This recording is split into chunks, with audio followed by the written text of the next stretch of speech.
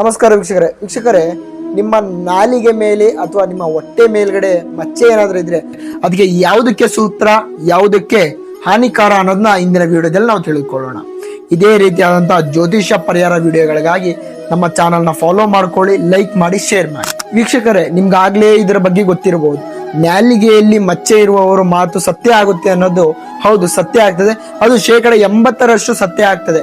ಹಾಗಂತ ನಾನೀಗ ಯಾವ್ದಾದ್ರು ಇಂಟರ್ವ್ಯೂಗೆ ಹೋಗ್ತಾ ಇದ್ದೇನೆ, ಅದನ್ನ ಒಳ್ಳೇದಾಗ್ಲಿ ಅಂತ ಅವರ ಬಾಯಲ್ಲಿ ಹೇಳುವಂಥದ್ದು ಇದೆಲ್ಲ ಕೂಡ ಸುಳ್ಳಾಗ್ತದೆ. ಅವರ ಬಾಯಿಂದ ತಪ್ಪಿ ಬರುವಂತ ಮಾತೇನಾದ್ರೂ ಹೇಳಿದ್ದೇ ಆದಲ್ಲಿ ಅದು 80% ಸತ್ಯ ಆಗಿರ್ತದೆ.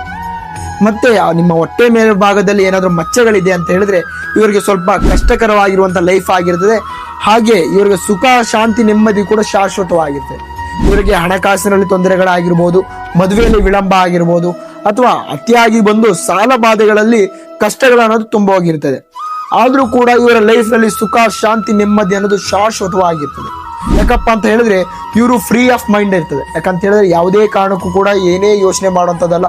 ಅವರ ಗುರಿ ಏನಿರ್ತದೆ ಅದರ ಕಡೆ ಮಾತ್ರ ಹೋಗ್ತಾ ಇರೋಂಥದ್ದು. ಈ ಎರಡು ಮಚ್ಚೆ ಇರುವಂತ ಲಕ್ಷಣಗಳು ಮುಖ್ಯವಾಗಿ ಇದಾಗಿರ್ತದೆ. ವೈಯಕ್ತಿಕವಾಗಿರುವಂತ ಏನಾದ್ರೂ ವಿಷಯಗಳಿದ್ರೆ ಕೆಳಗೆ ಕಾಣ್ತಾ ಇರುವಂತ ನಂಬರ್ಗೆ ಕರೆ ಮಾಡಿ, ಸಾಧ್ಯವಾದಲ್ಲಿ ನಮ್ಮ ಕಚೇರಿಗೆ ಭೇಟಿಯಾಗಿ. ನಮಸ್ಕಾರ.